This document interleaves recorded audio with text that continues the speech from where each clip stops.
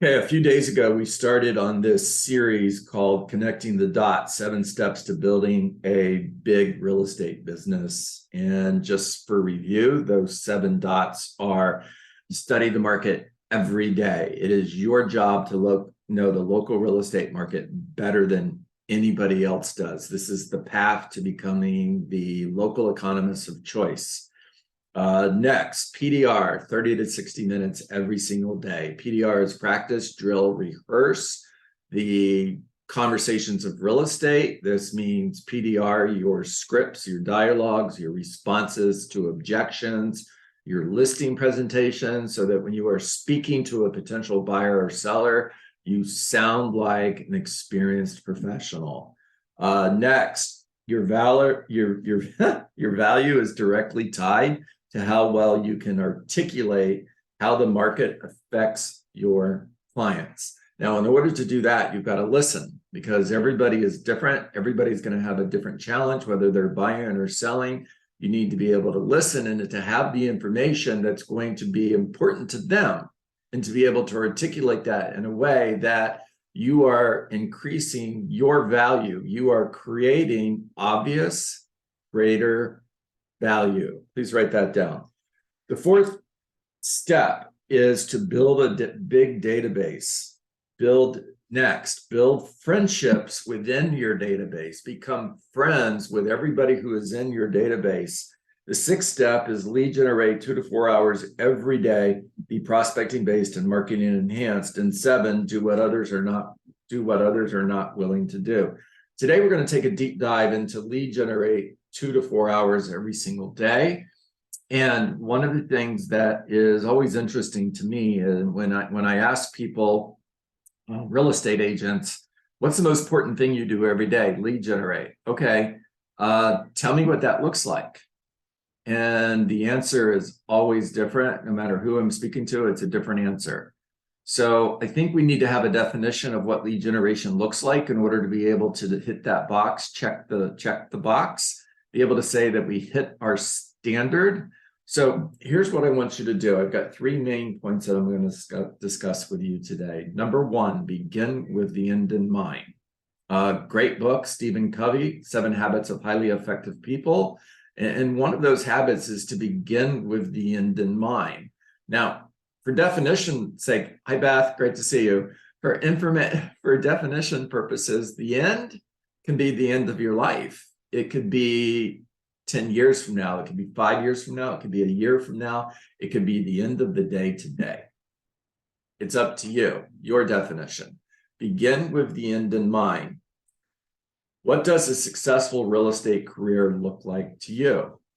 What needs to happen in order for you to be able to say, I have built a successful real estate career? In other words, how many homes have you sold? What's your GCI? What's your net income? What other streams of passive income are you creating? Are you building a business that you own, or are you building a business that you're renting? If you could own your own real estate business, would you? I'm not suggesting that you should. It's just questions that you should be asking yourselves. What does a successful real estate business look like to you? The next question is, where do you want to be 5 years from now, 12 months from now, the end of this year, or at the end of today? Now, once you've got a clear picture of what this looks like, in other words, you've answered these questions, you know where you want to be, you know what you want your real estate business to look like. If you're building a team, what does that team look like? How many people do you have on your administrative staff? How many buyers agents do you have? If you're expanding, how many different markets are you expanding to? How many different states are you expanding to? You know what all of this looks like.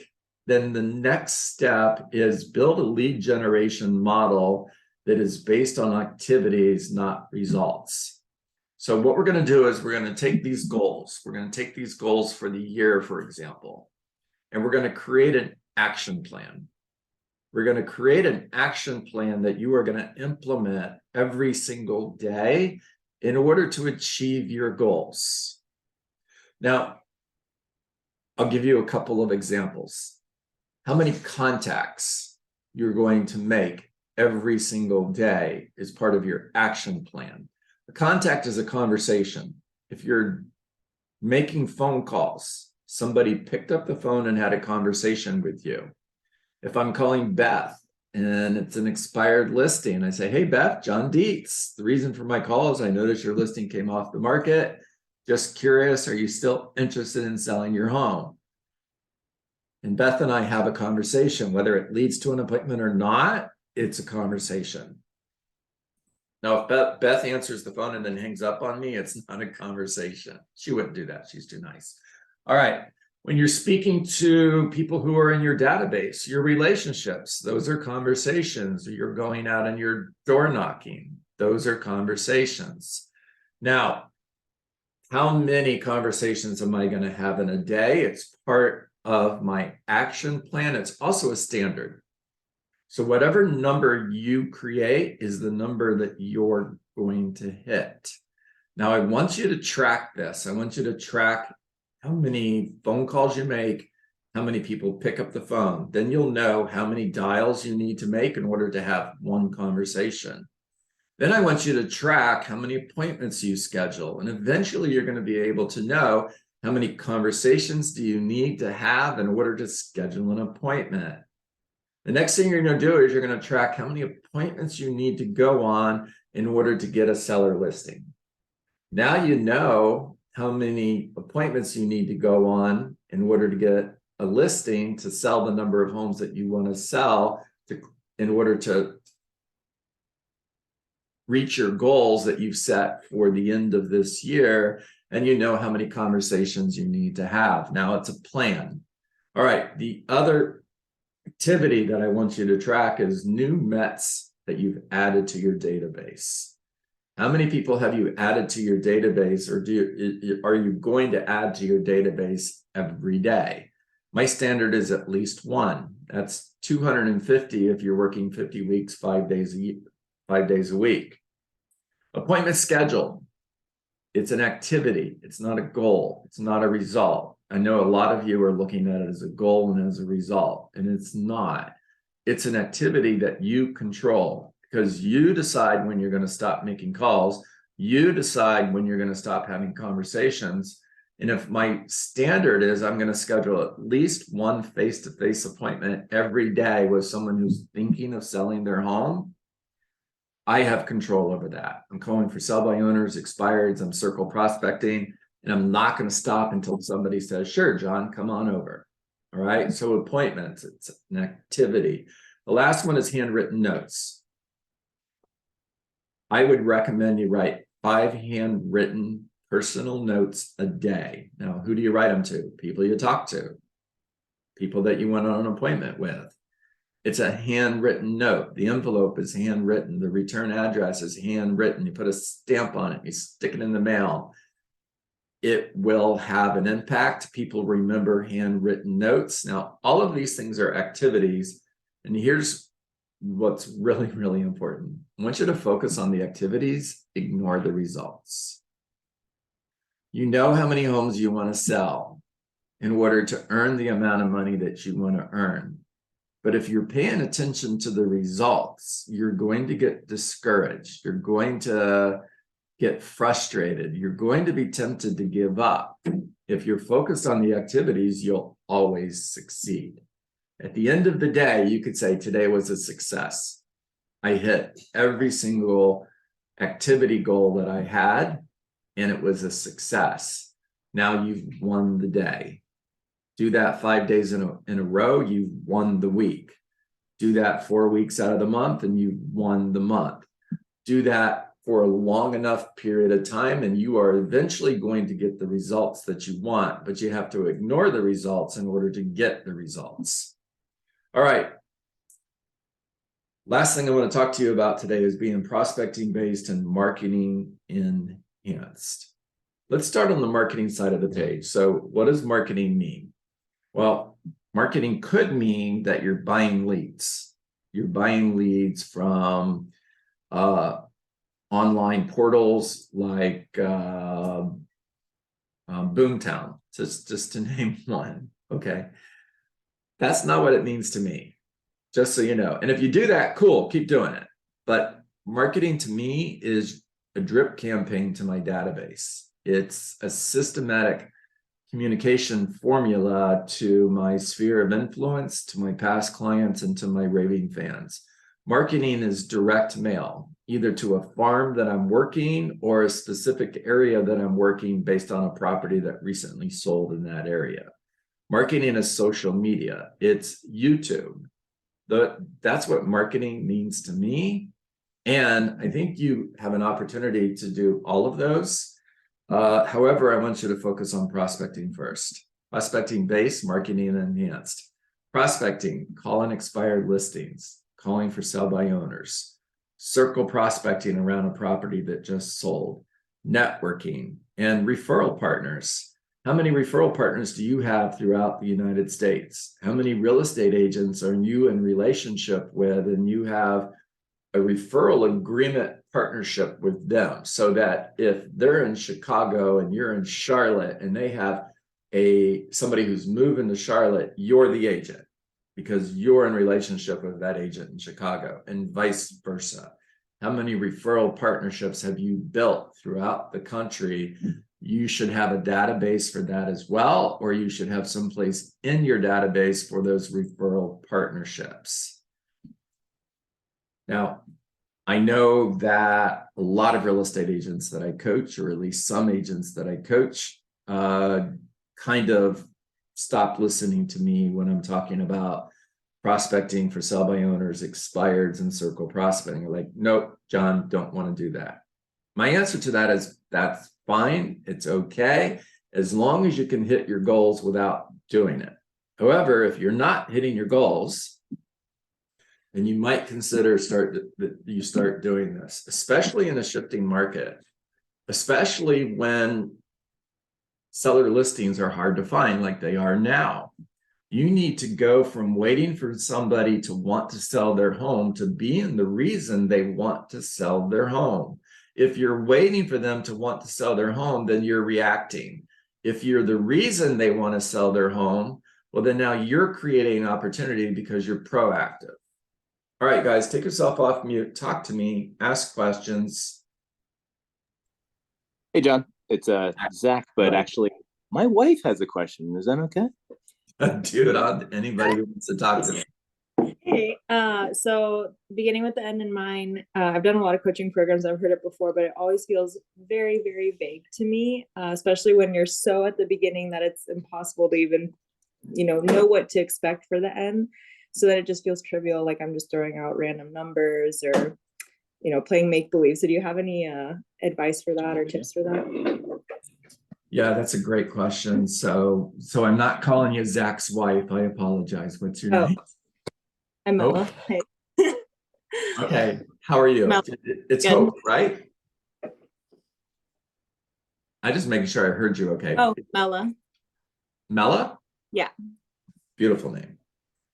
All right, Mella, you and Zach are young. You're at least younger than I am. So it's okay for me to call you young. And when you're young, the end seems like it's so far out in the future. It's like going to outer space.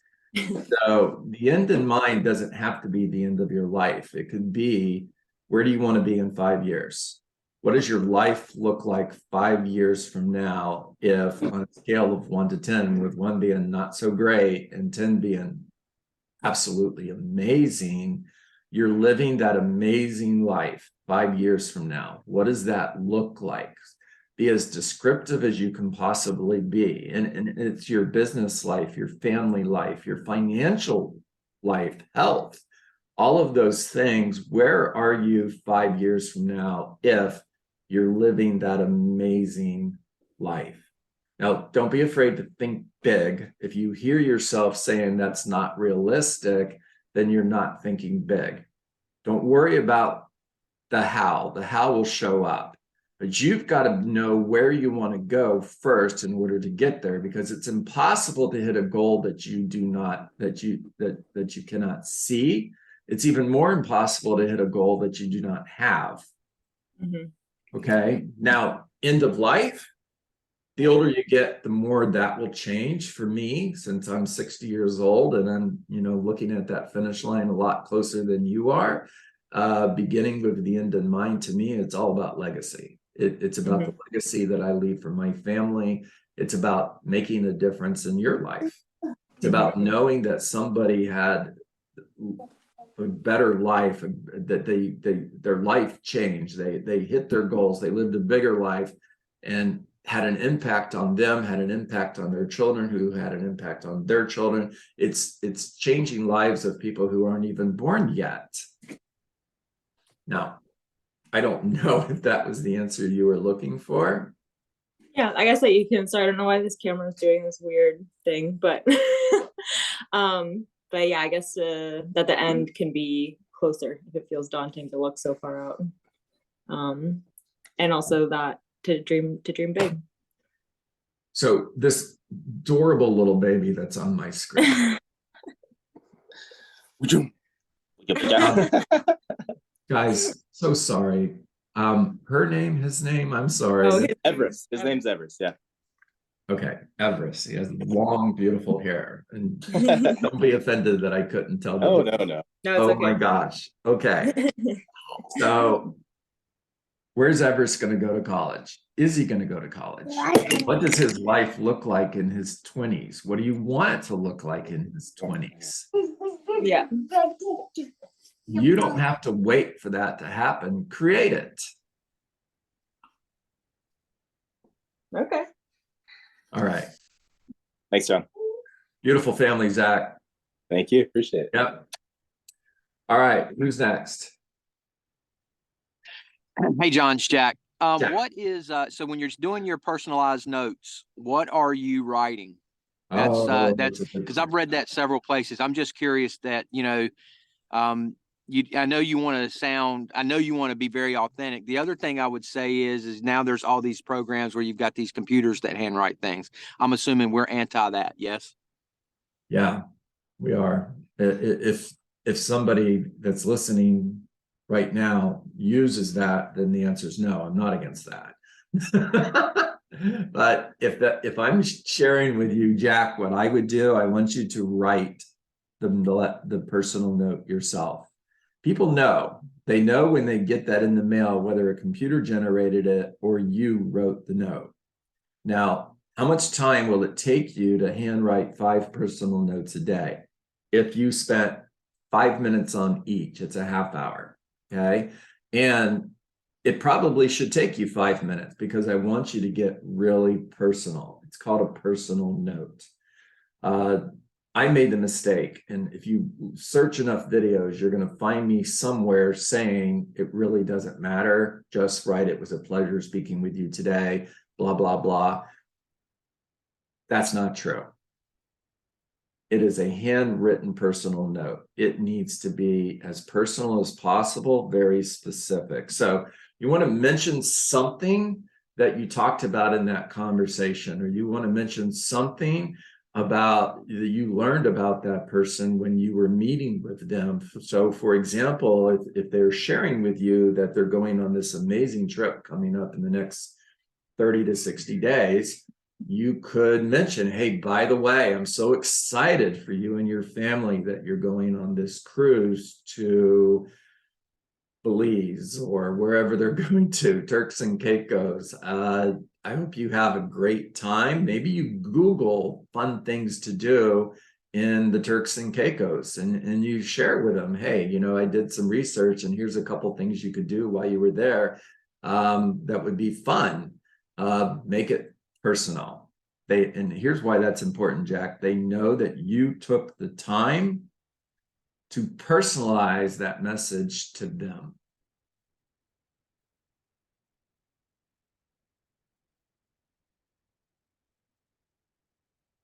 All right. Who's next?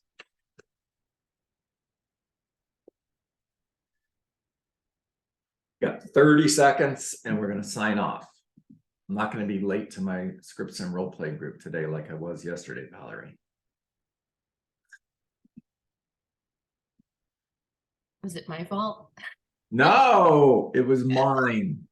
Lauren, great seeing you. Thank you for having your camera on.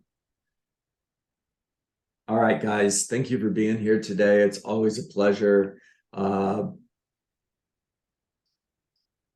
Thank you, Zach, for sharing your link with me. I definitely will watch that. Make it a great day, everybody. I look forward to seeing all of you tomorrow morning at 8:30. And until then, time to get to work. Make it a great day. Thanks, John. Thanks, John. Have a My good one. pleasure. All right.